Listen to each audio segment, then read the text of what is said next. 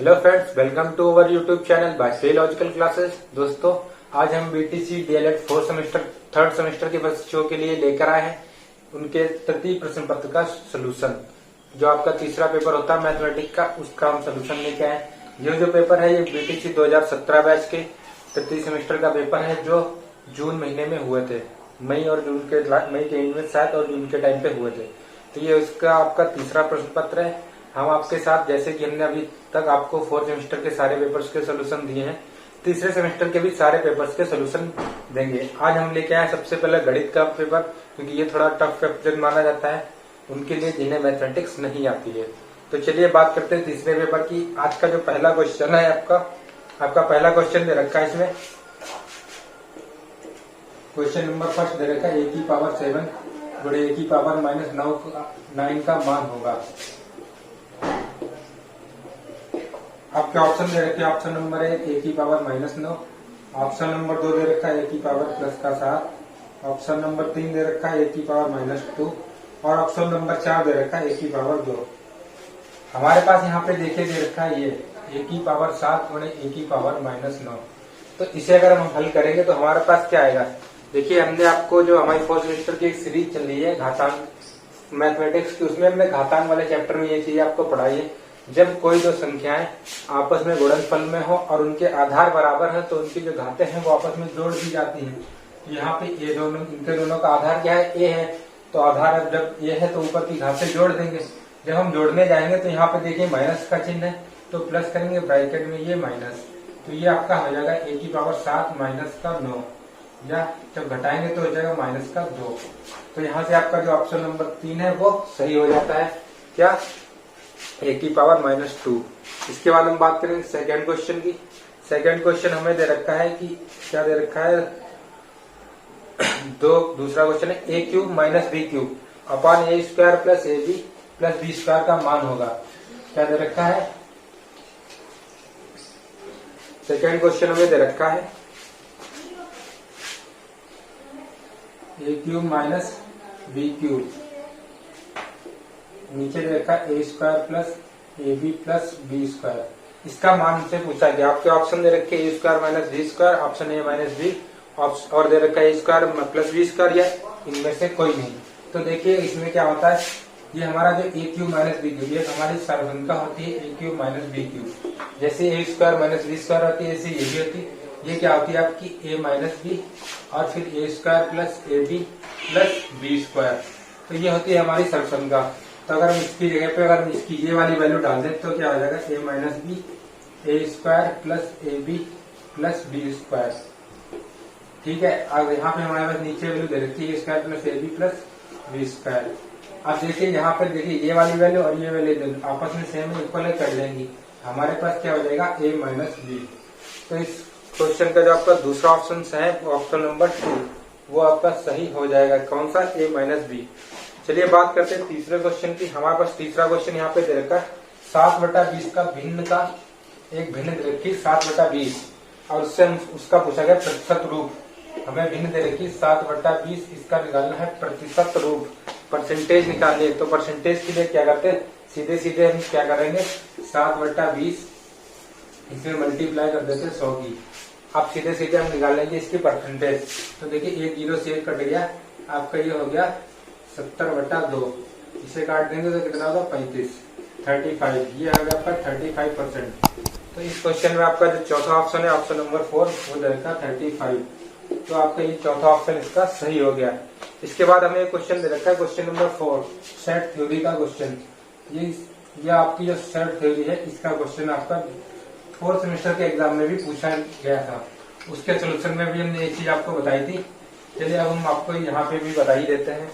हमें दे रखे हैं दो सेट दे रखे हैं। एक दे रखा है a बराबर 4, 6, 7 और b बराबर दे रखा है 3, 5, 6। हमसे पूछा a इंटरसेक्शन b। तो देखिए जब कोई दो सेट है उनका हमें इंटरसेक्शन निकालना होता है। तो जैसे हमने थोड़ी देर के मान लिया, ये एक सेट है a और ये एक सेट है b।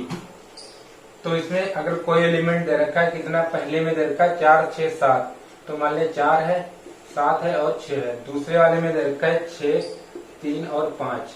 तो यहाँ पे ये चीज देखा जाता है कि ये जो आपका इंटरसेक्शन हमारा ये वाला सेट है, जो सेट ए और सेट बी, ये इन दोनों में जो कॉमन पार्ट है, इंटरसेक्शन का मतलब होता है जो कॉमन पार्ट होता है दोनों में, तो इसका जो ये वाला रीजन है ए का और बी का, वो आपस में कॉमन है। तो वही चीज हम देखते हैं कि दोनों में कॉमन वैल्यू क्या है, 6 और 6, उसको हमने इस कॉमन पार्ट में लिख लिया। तो इस तरीके से जो हमारा ए इंटरसेक्शन बी होगा वो क्या होगा, इन दोनों का कॉमन पार्ट। और इन दोनों में कॉमन वैल्यू क्या देखिए, 3 और 5 दोनों में कॉमन नहीं है, लेकिन 6 जो वैल्यू है वो कॉमन है। तो आपका जो इसका आंसर है वो है 6। इसमें आपका क्वेश्चन में ऑप्शन नंबर 2 सही दे रखा है, क्या है 6। इसके बाद बात करते हैं क्वेश्चन नंबर 5 की। क्वेश्चन नंबर 5 में लिखा है 1 वर्ग मीटर बराबर है, क्या है 1 वर्ग मीटर। अगर हम बात करें 1 वर्ग मीटर,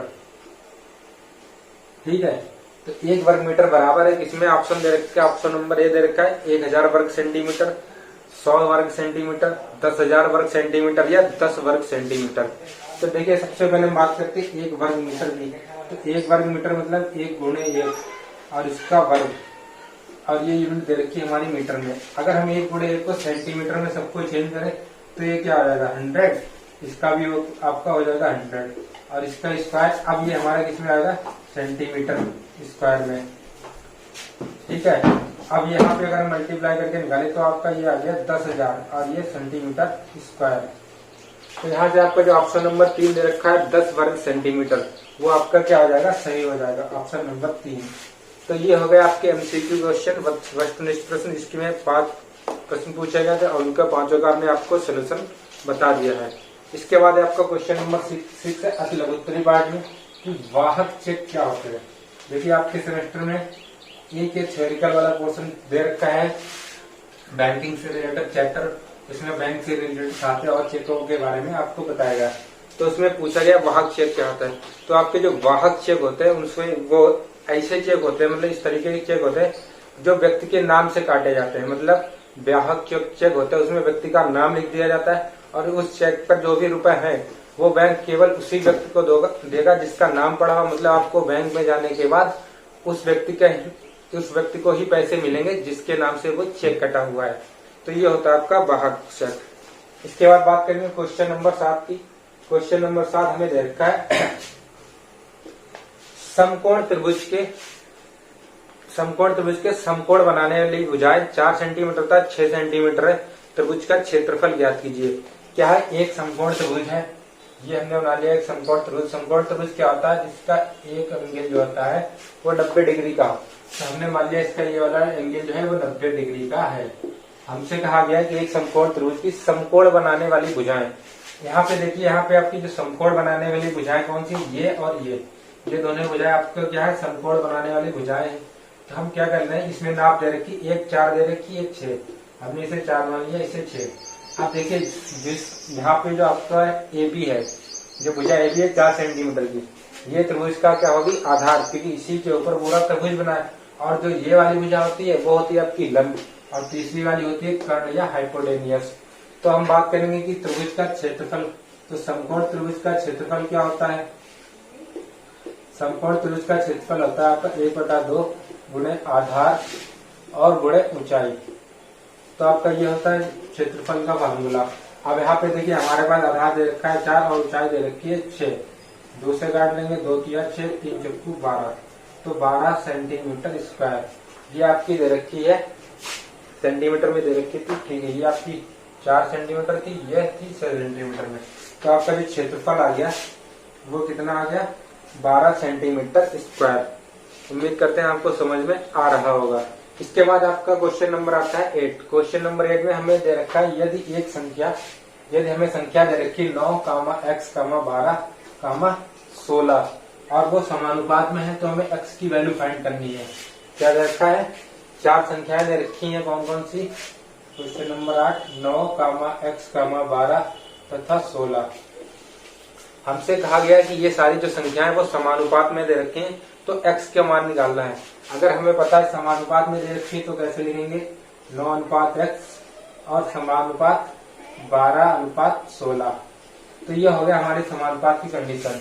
और जो समानुपात की हमारी कंडीशन होती है उसमें क्या होता है कि पहले वाली 2 संख्या उनका अनुपात उनके आगे वाली दो संख्याओं का अनुपात आपस में बराबर होता है, मतलब दोनों संख्या आपस में बराबर अनुपात में दे रखी होती, तो हम क्या करेंगे, ये 9/x लिख लेंगे, ये हो जाएगा 12/16। इनकी क्रॉस मल्टीप्लाई कर देंगे तो आपका x गुणे 12 बराबर 9 गुणे 16, या x बराबर आपका हो जाएगा 9 गुणे 16/12। 4 तिया 12, 4 चक्कू 16, 3 तिया 9, 9 4 और 3 की गुणा हो जाएगी x बराबर 12। तो आपकी x की वैल्यू आ गई, वो यहाँ से आ गई 12। अगर आप देख भी सकते हैं, अगर x बराबर 12 रख ले तो यहाँ पे 9/12 इसका अनुपात और 12/16 इसका अनुपात बराबर होगा। 3 तिया 9, 3 चक्कू 12, 4 तिया 12, 4 चक्कू 16, 3/4 3/4 दोनों की वैल्यू, मतलब हमारा जो आंसर है वो बिल्कुल सही है। क्या, जो दोनों संख्याएं बराबर अनुपात में हैं। इसके अलावा एक और उसका फॉर्मूला होता है, जब दो संख्याएं समानुपात में दी जाती तो बाहर बाहर की गुणा और अंदर अंदर की गुणा आपस में बराबर होती, तो उसे 12 गुणे x बराबर 9 गुणे 16 भी कर सकते थे, और यहाँ से भी जब वैल्यू निकालेंगे तो हमारी 12 आ जाएगी। उम्मीद करते हैं आपको समझ में आ गया होगा ये क्वेश्चन। इसके बाद हम बात करते हैं क्वेश्चन नंबर 10 की। क्वेश्चन नंबर 10 हमें दे रखा है कि 6 मीटर लंबाई, 2.5 मीटर चौड़ाई और 15 सेंटीमीटर मोटाई वाले एक दीवार का आयतन ज्ञात करना है। हमें क्या दे रखा है, एक दीवार की लंबाई दे रखी है, लंबाई कितनी दे रखी है 6 मीटर, उसकी ऊंचाई दे रखी है 2.5 मीटर, और उसके बाद हमें दे रखा है कि उसकी मोटाई, मोटाई मतलब कि ब्रीथ या चौड़ाई, चौड़ाई हमें दे रखी है 15 सेंटीमीटर।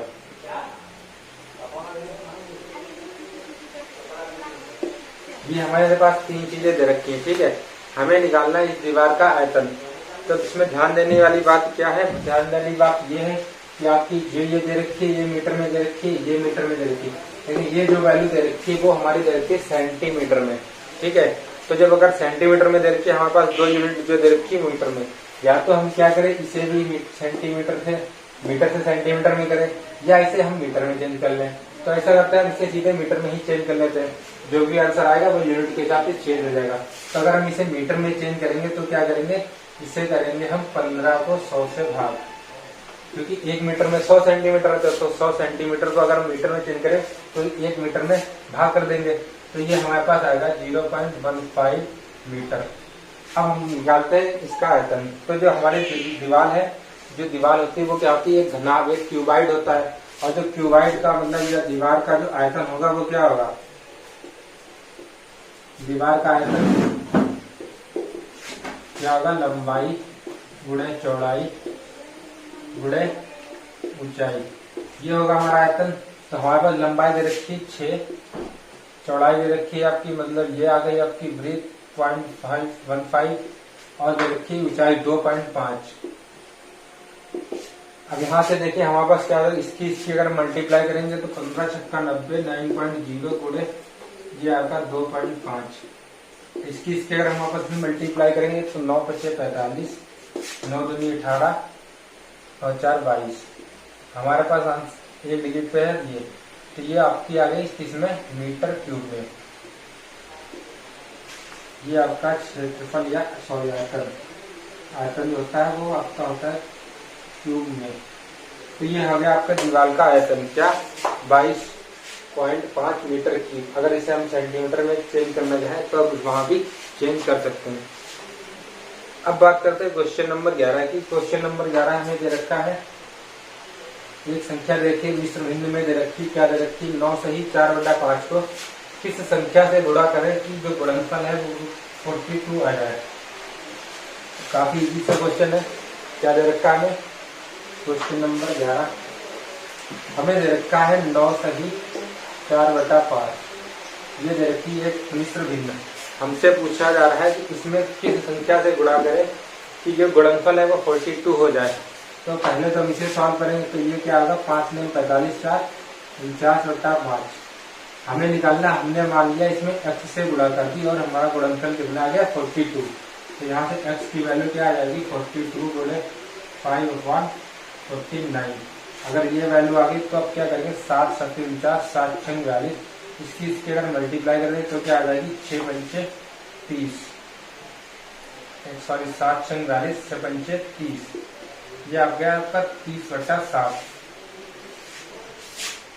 7×7 742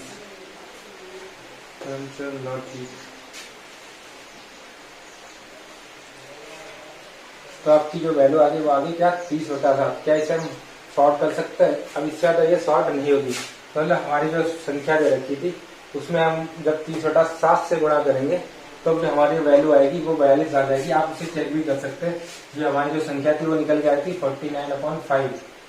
तो अगर 49/5 थी, इसे अगर हम गुणा करते 30/7 पे तो देखिए क्या 42 आ रहा। तो ये आपका 7×5 और 5 से 7 वाली, ये 7×3 हो गया, ये 5×6 30 हो गया, 7 और 6 की गुणा करके आ जाएगा 42। तो आपका आंसर बिल्कुल सही है। यहाँ से तो x की वैल्यू हमारे पास आ गई 30/7। तो ये हो गया आपके क्या हो गया लघु उत्तरी प्रश्न, सॉरी अति लघु उत्तरी प्रश्न के 11 क्वेश्चन होते हैं वो हो गए। अब आगे बचे हैं आपके 7 क्वेश्चन, वो बचे हैं लघु उत्तरी 2 नंबर के। 2 नंबर के नाम पे बहुत ही छोटे छोटे क्वेश्चन पूछे गए आपके एग्जाम से, इतनी ईजी है कि आप देख के भी शॉक हो सकते हैं कि 2 नंबर में ऐसे भी क्वेश्चन पूछे जा सकते हैं। तो देखते हैं, पहला क्वेश्चन हमें दे रखा है क्वेश्चन नंबर 12। क्वेश्चन नंबर 12 में दे रखा है कि 1000 रुपए का 10% वार्षिक दर से 2 वर्ष का चक्रवृद्धि ब्याज निकालना है। क्या निकालना है? 1000 रुपए का, मतलब P बराबर जो हमारा मूलधन दे रखा है, मूलधन इसे P से डिनोट करते हैं, कितना दे रखा है 1000 रुपए। इसके बाद हमें क्या दे रखा है वार्षिक दर दे रखी है, दर कितनी दे रखी है R, रेट कितना दे रखा है 10%, और जो टाइम दे रखा है समय वो हमारा दे रखा है T बराबर 2 वर्ष। हमें बता हमसे पूछा है कंपाउंड इंटरेस्ट या चक्रवृद्धि ब्याज। तो देखिए अगर हम इसका मिश्रधन निकाल के फिर करते हैं तब भी कर सकते हैं, या फिर सीधे फॉर्मूले से भी निकाल लेते हैं। चलिए हम मिश्रधन से निकाल लेते हैं। हमारे पास ये बराबर होता है P ब्रैकेट में 1 + R/100 की पावर T। ये हमारा फार्मूला होता है मिश्रधन निकालने का। तो हमारे इस फार्मूले में अगर हम वैल्यू डालेंगे तो आपका ये हो गया P 1000, और देखा 1 + R कितना दे रखा 10/100, और इस टोटल की पावर दे रखी है कितनी आपकी 2। इस टोटल की आपकी पावर दे रखी है 2। इसके बाद हम क्या करेंगे, हम यहाँ से देख सकते हैं ये बराबर दे रखा था आपका ये। आप देखें यहाँ से 1 0 से 1 0 कट गया, 10 एकम 10, 10 एकम 10 और 1 11, तो ये आपका हो गया 11/10 का होल स्क्वायर, या ये बराबर आपका हो गया 10 11 × 11 2 वाले दिया 10 नीचे 10, 1 0 से ये 2 0 कट गए, इनके आपस में मल्टीप्लाई करेंगे तो यहाँ से देख लीजिए आपका जो A बराबर आया वो आ जाएगा 11×121 और 10 1210। और जो हमारा चक्रवृद्धि ब्याज होता है वो क्या होता है, चक्रवृद्धि ब्याज बराबर होता है मिश्रधन माइनस मूलधन, मिश्रधन माइनस मूलधन। तो हमारा जो मिश्रधन आया वो कितना था 1210 और मूलधन हमारा 1000। यहाँ से निकल के आ गया आंसर हमारा 210। 210 के आगे हमारा कंपाउंड इंटरेस्ट या चक्रवृद्धि ब्याज। अगर हम इसे सीधे सीधे भी सोच सकते हैं, अगर केवल ये कहीं एमसीक्यू में क्वेश्चन होता क्या हो सकता था, देखिए हमारा मूलधन कितना है 1000 रुपए, हमें कितना 10% के हिसाब से 2 साल का निकालना है। तो पहले साल के लिए 10% आपका कितना हो जाएगा, आप सोच सकते हैं कि जो आपका पहला साल है उसके लिए अगर 10% ब्याज निकाले तो 1000 का जो 10% कितना हो गया 100, तो 100 और 1 कितना हो गया 1100। तो 1 साल में आपके पास जो धनराशि हो गई वो 1100 हो गई, ठीक है। अब अगले साल के लिए फिर निकालेंगे इसका 10%, तो 1100 का 10% कितना हो गया आपका 110, तो इसमें 110 और जोड़ दीजिए तो आपका 1210 हो गया टोटल। तो दोनों साल में कितना हो गया, पहले साल में 100 और दूसरे साल में 110, जोड़ दीजिए 210 आ जाएगा आपका ऐसे ही। अगर लेकिन ये आपको पूरा, क्योंकि 2 नंबर में क्वेश्चन है तो आपको करके दिखाना ही है। अगर आपका कहीं ये एमसीक्यू में होता तो आप ऐसे कर सकते थे थोड़ा सोच के। चलिए इसके बाद बात करेंगे क्वेश्चन नंबर 13 की। क्वेश्चन नंबर 13 हमें दे रखा है एक ठोस घनाभ की लंबाई, चौड़ाई और ऊंचाई में 4, 5 और 6 का अनुपात है। आयतन 960 घन सेंटीमीटर है। तो घनाभ की मापें क्या है ज्ञात कीजिए। क्या है, एक हमें दे रखा है ठोस घनाभ की लंबाई, चौड़ाई और ऊंचाई में अनुपात दे रखा है कितना, 4, 5 और 6 का। और हमें क्या दे रखा है, उसका आयतन जो दे रखा है वो 960 घन सेंटीमीटर दे रखा है। क्या दे रखा है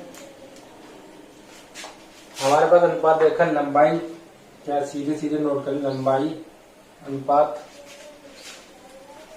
चौड़ाई और अनुपात ऊंचाई, ये हमें दे रखा है 4:5:6। तो यहाँ से हमारे सीधे सीधे लंबाई मान ली क्या आ गई 4x, चौड़ाई क्या मान ली 5x और ऊंचाई क्या मान ली 6x, ये तीनों हमने मान ली। अब हमसे कहा गया कि उसका आयतन जो दे रखा है 960 घन सेंटीमीटर है, ठीक है। तो जो हमारा घनाभ का आयतन होता है वो क्या होता है, लंबाई गुणे चौड़ाई गुणे ऊंचाई।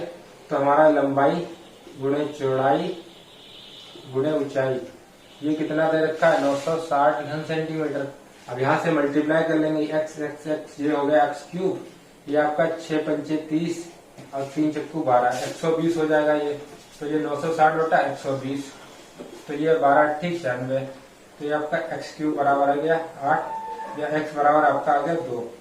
x की वैल्यू 2 आ गई, तो यहाँ से हमारी जो लंबाई आ जाएगी वो क्या आ जाएगी, लंबाई 4 × 2 बराबर कितनी हो गई 8, चौड़ाई आपकी 5 × 2 बराबर कितनी हो गई 10, और ऊंचाई आपकी ये 6 × 2 बराबर हो जाएगी 12। आप इसे देख भी सकते हैं कि जो 8, 10, 12 से अगर हम कोई घनाभ या घनमूल जो भी बने घनाभ बनेगा, अगर उसे बनाते तो इसका क्षेत्रफल कितना हो सकता है। देखिए सीधे सीधे तीनों की मल्टीप्लाई करेंगे तो 12 × 7 = 120 × 8 12 × 8 = 96 960 आ गया। मतलब आपका जो आंसर निकल गया है वो एकदम सही है कि जो आपकी घनाभ की भुजाएं 8, 10 और 12 यही होंगी, ठीक है। ये बात करते हैं क्वेश्चन नंबर 14 की। हमें दे रखा है x² - 1 - 2y - y², इसका हमें करना है गुणनखंड। देखिए ये क्वेश्चन थोड़ा देखने में डिफरेंट लगता है लेकिन काफी ज्यादा आसान है अगर एक बार आप इसे सही से देखें। एग्जाम में हॉल में क्या आ जाता है, ऐसे क्वेश्चन देख के बच्चे डर जाते हैं, अरे इसके फैक्टर कैसे करें। यहाँ पे तो x² में भी दे रखा है, y² में भी दे रखा है, इसके फैक्टर कैसे होंगे। तो देखिए इस क्वेश्चन को अगर थोड़ा अलग तरीके से देखें तो यहाँ पे ये x² है, इन तीनों टर्म से अगर हम y कॉमन ले लें तो यहाँ से 1 + 2y + y², ये निकल के आ गया।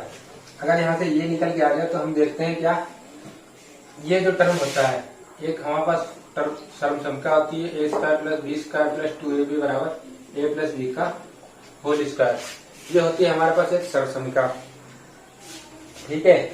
ये जो हमारे पास सर्वसंख्या, अगर हम यहाँ पे देखें तो जो आपका y² वाला पोर्शन है वो यहाँ पे a² के बराबर है, 1 वाला जो पोर्शन है वो आपका b² के बराबर है, और जो 2y है वो 2ab के बराबर है। तो कहीं ना कहीं एक हमारे पास सर्वसंख्या खुल के आ जाएगी। तो ये आपके पास y + 1 का होल स्क्वायर होके आ गया। अब हमारे पास एक सर्वसंख्या और होती है a² - b² बराबर a + b और a - b, ये भी होता है। तो हमारे पास अगर ये भी होता है तो हम क्या कर सकते हैं, यहाँ पे देखिए जो आपका x² है वो आपका दे रखा है y + 1 का स्क्वायर, ठीक है। आपका x² - y + 1 का स्क्वायर दे रखा है, ठीक है। अब यहाँ पे देखिए a² - b², हमारे पास टर्म दे रखी है a² - b²। यहाँ पे जो a² के बराबर जो हमारी वैल्यू है वो क्या है x², और जो b² बराबर की वैल्यू दे रखी है वो y + 1 का होल स्क्वायर, ये दे रखी है। तो यहाँ से हम क्या कर सकते हैं, a + b और a - b अगर ये करें तो क्या हो जाएगा, a कितना हो जाएगा हमारे पास, ये हो जाएगा x, और b कितना है हमारे पास, प्लस करके b कितना है y + 1। और यहाँ पे अगर माइनस दूसरे टर्म की बात करें, दूसरे ब्रैकेट की बात करें तो हमारे पास x - y + 1। अब इसे अगर हम खोल दें तो ये आपका x + y + 1 ऐसे ही रहेगा, और यहाँ से जब y x वाला टर्म खुलेगा तो x - y और ये -1। ये आपका केवल 2 लाइन का क्वेश्चन था और ये आपको 2 नंबर में आया था पेपर में। तो उम्मीद करते हैं आप समझ तो गए होंगे, इसे कुछ भी नहीं था इस क्वेश्चन में। इसके बाद हमें एक क्वेश्चन दिया गया है, कहा गया हमसे कि एक वृत्त में 10 सेंटीमीटर लंबी एक जीवा खींची गई है। क्या है, एक वृत्त है, वृत्त मतलब सर्किल जो होता है वो 2D में होता है और स्फीयर होता है वो 3D में होता है आपका। तो सर्किल हमारे पास सबसे पहले हमें रखा है एक सर्किल, तो हमने ड्रॉ किया एक सर्किल। अब हमसे कहा गया, क्या कहा गया है किसमें एक जीवा खींची गई 10 सेंटीमीटर की। जीवा क्या होती, कॉर्ड। तो एक कॉर्ड हमने खींची ली कितनी, 10 सेंटीमीटर की। अब हमसे क्या कहा गया है, हमसे कहा गया जिसकी केंद्र से दूरी है 12 सेंटीमीटर। माना जो हमारा सर्किल है इसका सेंटर है यहाँ पे, यहाँ से इस जीवा की जो दूरी दे रखी है वो 12 सेंटीमीटर दे रखी है। तो अगर हम इसकी दूरी इस जीवा वृत्त के केंद्र से जीवा पर लंब डाल दें तो वो कितना हो गया आपका, 12 सेंटीमीटर हो गया। ठीक है, अब हमसे कहा वृत्त की त्रिज्या बताइए। तो देखिए इस क्वेश्चन में हमें क्या दे रखा है, एक वृत्त दे रखा है, उस पर एक हमने जीवा, उसकी एक जीवा है 10 सेंटीमीटर की, और जीवा से केंद्र की जो दूरी है वो 12 सेंटीमीटर है। तो हमने क्या किया, केंद्र से वृत्त की जीवा पर लंब डाला। और जब कोई भी वृत्त की केंद्र से जीवा पर लंब डाला जाता है तो वृत्त की जीवा को समद्विभाजित कर देता है। मतलब इसका जो ये वाला पार्ट है और ये पार्ट ये आपस में बराबर है। अगर हम अब यहाँ से ये मान लिया थोड़ी देर के लिए ये ए है और ये बी है। अगर हम ओ और ए को आपस में मिला दें, क्या करें, ओ और ए को आपस में मिला दें और उधर ओ और बी को आपस में मिला दें,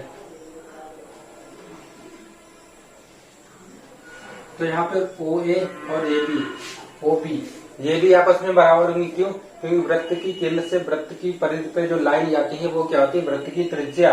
वृत्त की परिधि से वृत्त के केंद्र पे जो लाइन, वृत्त की केंद्र से जो परिधि तक जो लाइन जाती है वो होती है वृत्त की त्रिज्या। तो ये वाली भी परिधि तक गई, ये वाली भी परिधि तक गई, तो ये दोनों क्या होंगी, त्रिज्याएं। और हमें निकालना क्या, त्रिज्या। तो या तो हम ये निकाल दे या तो हम ये निकाल दे। तो थोड़ी देर के लिए अगर हम इस वाले की बात करें तो यहाँ पे आपका ये बन गया एक समकोण त्रिभुज। और इस समकोण त्रिभुज में देखिए चूंकि ये हमारी जो थी 10 सेंटीमीटर की थी और लंब ने इसे समद्विभाजित किया, तो अब ये हमारी 5 की हो गई, ये हमारी 5 की हो गई। अब हमारे पास क्या है, एक समकोण त्रिभुज दे रखा है, उसमें 2 भुजाएं दे रखी, आधार और लंब। हमें निकालना क्या है, कर्ण, जो कि हमारे क्या हो जाएगी, इस वृत्त की जीवा। तो हम बात कर लेते हैं किसकी, त्रिभुज ओ ए, और यहाँ पे हमने एक पॉइंट ले लिया डी। तो ओ ए और डी में समकोण त्रिभुज ओ ए और डी में क्या होता है, कौन सी थ्योरम होती, पाइथागोरस प्रमेय से। पाइथागोरस प्रमेय से क्या होता है आपका, जो कर्ण स्क्वायर बराबर होता है वो आधार स्क्वायर प्लस लंब स्क्वायर। हमारे पास आधार कितना है यहाँ पे 5 का स्क्वायर प्लस लंब कितना दे रखा है 12 सेंटीमीटर इसका स्क्वायर। तो 5 का स्क्वायर 25, 12 का स्क्वायर 144, ये 169 हो गया कर्ण का स्क्वायर। या फिर हमारे पास जो कर्ण आएगा वो कितना आएगा 13 सेंटीमीटर। मतलब जो हमारी वृत्त की त्रिज्या वो क्या थी, जो वो हमारा था इस त्रिभुज का कर्ण। तो त्रिज्या बराबर कर्ण कितना आ गया हमारा पास, हमारे पास 13 सेंटीमीटर आ गई। तो उम्मीद करते हैं ये क्वेश्चन आपको समझ में आ गया होगा। इस टाइप का क्वेश्चन आपके पास हर साल एग्जाम में पूछा जाता है। इसके अलावा चतुर्भुज वगैरह के भी जो क्वेश्चन है वो आपसे एग्जाम्स में पूछ लिए जाते हैं, तो उनकी भी तैयारी आपको कर लेनी है। अब इसके बाद हमें क्वेश्चन नंबर 15 के बाद रखा है क्वेश्चन नंबर 16। काफी इजी क्वेश्चन है, बहुत ही ज्यादा इजी है। क्या कहा गया कि 1 से लेके 20 तक की सम संख्याओं, 1 से लेके 20 तक की सम संख्याओं का समांतर माध्य बताना है हमें। तो सबसे पहले तो हम बात कर लेते हैं समांतर माध्य क्या होता है। तो जो आपका समांतर माध्य होता है वो क्या होता है, पदों का योग बटा पदों की संख्या। ये होता है हमारा समांतर माध्य का फार्मूला। अब हमसे क्या कह रहे हैं, 1 से लेकर 20 तक की सम संख्याओं का समांतर माध्य निकालना है। तो 1 से 20 तक की सम संख्याओं का समांतर माध्य क्या होगा, पदों का योग। तो 1 से लेकर 20 तक की जो सम संख्या क्या होगी, 2, 4, 6, 8, 10, 12, 14, 16, 18 और ये 20। यहाँ पे हम काउंट कर लेंगे। देखो हमारे पास होता है पदों का योग, तो हमने सीधे सीधे सारी संख्याओं का योग कर लिया और टोटल गिन लेते हैं कितनी संख्या है, 1, 2, 3, 4, 5, 6, 7, 8, 9, 10। तो पदों की संख्या कितनी है 10। इनका अगर हम एडिशन करेंगे तो 4, 2, 6, 6, 12, 8, 20, 30, 12, 42, 14, 56, 56, 14, 72, 72, 18, 90, 90, 20, 110। तो 110 बटा 10 हो गया, यानी कि हमारे पास आंसर आ गया 11। ठीक है। तो ये हमारे 1 से लेकर 20 तक की जो सम संख्या है उन संख्याओं का जो समांतर माध्य है वो आपका कितना आ गया 11। अब इसके बाद हमें दिया क्वेश्चन नंबर 17। क्वेश्चन नंबर 17 में हमें दो पार्ट दे रखे हैं इसके, और उसमें हमें पूछा गया है लघुगणक। इसका हमें निकालना है लॉग। तो देखते हैं क्या है क्वेश्चन। हमें क्वेश्चन दे रखा है निम्नलिखित घातांकी रूप को लघुगणक के रूप में प्रदर्शित कीजिए। क्या है हमें दे रखा है पहला पार्ट दे रखा है 13 स्क्वायर बराबर 169। और सेकेंड पार्ट दे रखा है कितना दे रखा है 10 की पावर -3 बराबर 1/10 क्यूब। हमें इसका निकालना है लॉग। तो इसका अगर लॉग निकालना है तो हमारे पास लॉग में एक फार्मूला आता है। अगर हमें कहीं पे दे रखी वैल्यू a की पावर x बराबर n, तो इसका जो हमारा लॉग होगा वो लॉग होगा log a n बराबर x। ये हमारा फार्मूला होता है लॉग में। बस यही हमारे पास दे रखा है। तो पहले पार्ट में अगर हम इसे अप्लाई करें तो देखिए यहाँ पे a की पावर x मतलब 13 की पावर 2। तो इसका अगर हम लॉग लेंगे तो क्या हो जाएगा, एक लॉग बेस में आ जाएगा 13 और n की जगह पे कितना दे रखा है 169 बराबर यहाँ पे हमारा पास जो इधर था वो एक पावर में थी वो 2 थी, तो बराबर आ गया आपका 2। x की वैल्यू हमारे पास थी 2। सेम इस क्वेश्चन में देखते हैं यहाँ पे क्या दे रखा है a की पावर x बराबर n। तो a की पावर क्या दे रखी x कितना है -3, a कितना है 10। तो यहाँ पे लॉग बेस 10, n की वैल्यू कितनी दे रखी 1/10 की पावर 3 बराबर में कितना दे रखा है हमारे पास क्या आता है x कितना है -3। ये आपका आ गया दूसरा वाला पार्ट। बस यही करना था आपके एग्जाम में जो पूछा गया था। चलिए इसके बाद बात करते हैं लास्ट क्वेश्चन की इस पेपर के। इस पेपर का आपका जो लास्ट क्वेश्चन है थोड़ा सा अच्छा क्वेश्चन है, थोड़ा दिमाग से सोचने लायक है, ज्यादा कठिन भी नहीं है। क्वेश्चन है एक समद्विबाहु त्रिभुज के हमसे क्या कहा गया, एक त्रिभुज है समद्विबाहु। समद्विबाहु त्रिभुज क्या होता है जिसकी दो भुजाएं आपस में बराबर होती हैं। तो ठीक है हमने बना लिया ये समद्विबाहु त्रिभुज। इसमें क्या है हमने ये वाली दोनों भुजाएं आपस में मान ली बराबर। अब हमसे क्या कहा गया एक समद्विबाहु त्रिभुज के समान कोण। देखिए जब कोई भी त्रिभुज समद्विबाहु होता है तो उसकी जो भुजाएं बराबर होती हैं, तो जो भुजाएं आपस में जाके कोण बनाती है बाद में ये भी क्या होते हैं आपस में आपके बराबर होते हैं। हमसे क्या कहा गया है कि एक समद्विबाहु त्रिभुज के समान कोण तीसरे कोण पे जो है 4 गुने हैं। तो जो इसके जो समान कोण है ये दोनों तीसरा कोण है ये वाला कोण, इसके कितने हैं 4 गुने। तो इसे हमने मान लिया x, ये मान लिया a, ये b और c। क्योंकि ये x है तो हमसे क्या कहा गया समान कोण इसके 4 गुने हैं, तो ये वाले दोनों एंगल कितने हो गए 4x। हमसे क्या कहेगा एंगल a बराबर हमने मान लिया x। तो क्वेश्चन के हिसाब से क्या लिख दिया प्रश्नानुसार एंगल b बराबर एंगल c बराबर कितना है 4x। अब हमसे क्या कहा गया त्रिभुज के तीनों कोणों के मान बताइए। तो हम क्या जानते हैं त्रिभुज के तीनों कोणों का अंतःकोण, क्योंकि त्रिभुज के तीनों अंतःकोणों का योग बराबर कितना होता है 180 डिग्री। तो अंतःकोण तीनों कितने angle A, angle B plus angle C कितना होना चाहिए आपका 180। एंगल ए कितना है आपका x, एंगल बी कितना है 4x और एंगल सी कितना है 4x, कितना है 180। यहाँ से आपका कितना हो गया 9x बराबर कितना हो गया आपका 180 डिग्री।